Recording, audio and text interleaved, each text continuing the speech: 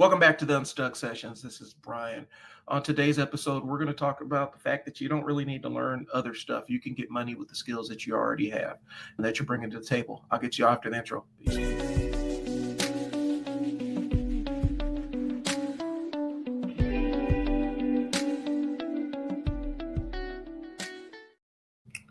Most people think they need new skills and new certifications when they have new ideas or they want to launch a business or test out a business. Most times in little tiny experiments that you conduct until one takes root. They feel like they need to go out and learn a bunch of new skills in order to be viable as business owners. If you have a job and somebody's paid you for a job in the past, you have a bankable set of skills. We just need to figure out how to extract those skills and put a business model around them. I've done this for at least 5 other people in the last month. And so I figured I'd come on here and give you a small framework on how to do it. It's the 3 sparks method, because a lot of times when you're flicking a lighter to light something, it's going to take 3 tries. That's just how I see it. Your mileage may vary. Here's the thing. You already have raw material for building a business, but you're wasting time waiting for the stars to align. There's never the right time, and you're never going to know everything you need to feel 100% comfortable. So why not get out there, get some of that experience yourself? There's the stuff you learn in the book and the stuff you learn from real world application. And those 2 things ain't the same. I've used this process on myself and other people. There's a myth. People confuse not knowing where to start with not being skilled enough. More times than not, you just haven't determined what your entry point is. And that's okay. Most people haven't figured that out. Some people spend their entire lives not knowing where to take that first step, but it doesn't mean they're not skilled enough. You already have demand. You've already solved problems. You already have obsessions. These things equal businesses. That's how businesses are built, by solving problems. For a long time, entrepreneur mindset, I was stuck in the entrepreneur mindset of wanting to be an entrepreneur, getting sick of being told when I needed to show up and leave, how I needed to dress, how I needed to talk to people, and how I needed to do things that I already knew how to do. I spun my wheels a lot, testing out different business models or reading up on different business models and never really implementing anything. Then one day I just said, you know what? I am just going to take the leap. I've been reading about all this marketing stuff. I've built a couple of websites. I manage social media for friends and stuff. I've done some copywriting, which was writing words that sell things. I'm going to put all this together, step out on the ledge, and learn by doing. And I did. It was messy, but I got a lot more experience by going out into the real world and actually applying than I ever did sitting in my house, scrolling through the internet, reading articles and listening to ebooks and buying workshops. You get comfortable in the learning loop, and learning is fun. You get to use your imagination and you see the endless boundaries. But the trap with learning is the more you learn, the more you realize that you don't know. And you feel like you have to learn more. And it becomes this self-perpetuating cycle. You could get caught in that for years and never step out on your own. Okay. So I call this the 3 sparks method. It's 3 simple questions to uncover your idea. By the time I get done with this, I do have a school community where I expand on this and teach and take you all the way from the ideation to the launch. If I provide value to you in this time, great. But if you want a little bit more, that is an option for you too. By the end of it, I want you to have one idea written down so we can plant the seed and get started. Pause and write down these things. That's the investment I'm going to ask you. If not, take a voice note. Whatever you need to do to log this, okay? Here's the first thing. You need to ask, what do people ask you for help for? Your family always calls you with tech stuff. You seem to be the guru when it comes to fixing the phone or figuring out tech issues that your grandparents have at the house. People ask you, how do you budget? You always seem to be able to do these amazing things. And I know that you don't have a ton of money. How are you doing your budget? How do you keep your house so organized and clean all the time? How do you keep cooking all these wonderful meals and save time and save your sanity? How do you do these things? These are things that people ask you for. What have you helped somebody do? Okay. I encourage you to think a little bit harder. If it's truly nothing, then maybe we move on to the next step. But I really want you to spend some time thinking about, what does somebody ask you for help with? Plenty of businesses start this way. What problem can I solve for people? A teacher realizing that kids need extra help with specific subjects. They start a little tutoring side business and that blossoms into something bigger. Simple as that. I want you to try to write down 2 or 3 things if you can. If not, we go on to the next step and see if we can get a foothold here. Okay. So, Spark 2, what are some problems that you've solved for yourself? People will pay for shortcuts that you've already figured out.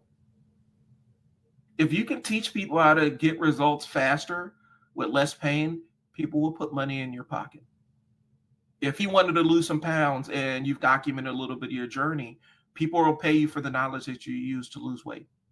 Happens all the time in casual conversation. Hey man, you're looking slim. What have you done? Well, I just did X, Y, and Z. Huh. Can you show me? Yeah, sure. That is the intro to a business model. Budgeting, creating organization systems. These are different things that people struggle with that they may ask your help for if they see that you're doing exceptionally well in it. Problems that you solve for yourself. If you are able to figure out things for yourself, people will pay you for it, how you got there. They'll pay you to show your work. Just think of it like that. You're getting paid to show your work. And I know people didn't like showing their work in school, but showing your work in real life, people will pay you for that. If somebody says, hey, how'd you lose weight? You tell them how you lost weight. You solved that problem for yourself. Your credit was jacked up. You figured out how to restore your credit. You put yourself on a good budget so that you could afford a vacation. In my sense, coming up with systems to offset my ADHD so that I can actually get shit done. That's a problem I'm constantly solving for myself because my brain always works in opposition for the boring stuff that I need to do to run a business. I've had to design systems and methodology to soothe the wandering of my brain. Okay. And I have a whole list of them. I could talk about that for a long time of the different things that I use to be productive with ADHD and manage 2 businesses without losing my mind. Write this down. What is a problem that you solve for yourself? Spark 3, what could you talk about for 20 minutes without notes? Your passion gives you staying power. It also gives you built-in expertise because it's not always fun starting a business, but if you have some passion about the thing that you're doing and the problem you're solving, that allows you to power through the stuff that's not so great. Plus, built-in expertise gives you more oomph when you're talking to people. People can typically, their BS detectors can kind of tell when they're actually dealing with the person that's really an expert and really knows what they're talking about. Your passion allows you to kind of get around that trust thing because if you're passionate about it, they can have a little bit more trust in you. Okay. If you're a sneakerhead and you can talk about shoes, write it down. Maybe we could find some way to monetize that. If you're a huge basketball fan, if you're passionate about that, write that down. I'm passionate about marketing. Write down the things you are obsessed with. Not everybody has your obsession, and the uniqueness is kind of your edge. All right. And here's one thing I'm throwing this is not on my notes, but I want you to throw this idea out. I don't want you to get caught up in thinking, well, somebody's already doing that. Plenty of super valuable and viable businesses have been built based on the idea of duplicating what somebody else has already done and tweaking it to reach a different audience. People can always steal your idea, but they can't steal the way that you execute that idea. So put that away. All right. So I do want you to sit down and write down one thing that you absolutely geek out about.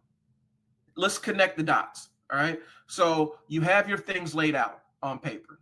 Let's see where things overlap. And so here's an example that I'm going to throw your way. Say you're really good at working with Canva.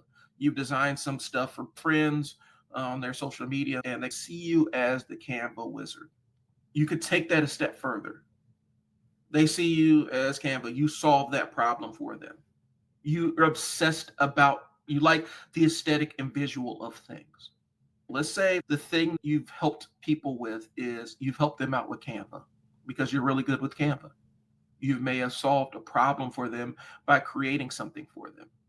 The problem you solved is with their brand. You've created a logo or some visual for their business or an event coming up or something like that. Okay. So you solve that branding struggle. You have an obsession with design and the visual aesthetics of things. Okay. So now we're in the third spark. This is a starting of a branding business. Branding is very important for a business because it's how you position yourself in the entry point into the market once you have a durable business. I want you to circle one thing that overlaps because this is where your draft idea comes from. We're going to use some real world things. This is something I had been working on for a long time. You're going to find a more detailed version of this in my school community. Let's say you have a lot of retail experience. This lends to personal shopping, whether you're using one of those apps or you start putting yourself out there as the personal shopper that will get the items that you want. They will actually get the things that you ask for, which is a novel concept in some cases. But yeah, retail allows you to it leans into personal shopping, especially if you know some of the local stores or you're familiar with how grocery stores are laid out, because that's a piece of knowledge you get from working in a grocery store. Or you could be a personal shopper for other items, clothing items, things along those lines. Expand your horizons a little bit. Okay. Say you're a teacher, you have lots of experience teaching. I already mentioned the tutoring as a side hustle. You're really good at a specific game. I've seen people pay money to get coached in a specific game.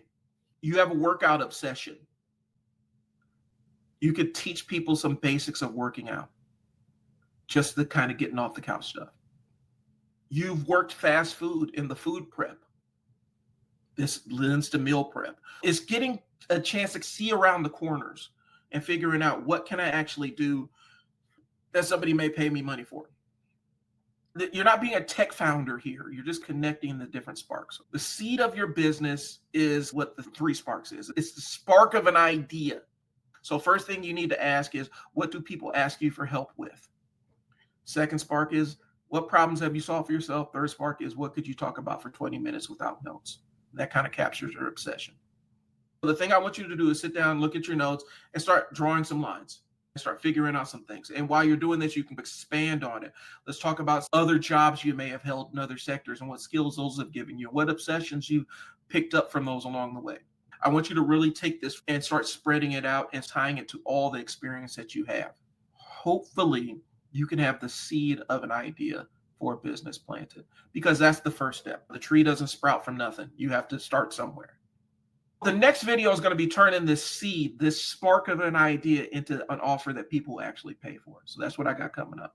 If this is giving you some kind of value or helped you out in some way or gotten you off the fence, please leave me a like. And if you want a little bit more, I have a school community where I talk about this stuff all the time. And I have more detailed frameworks and worksheets. If you really want to explore entrepreneurship with the skills you already have, I encourage y'all to join. This has been Brian with the Unstuck Sessions. I do appreciate y'all's time. I'll talk to y'all later. Peace.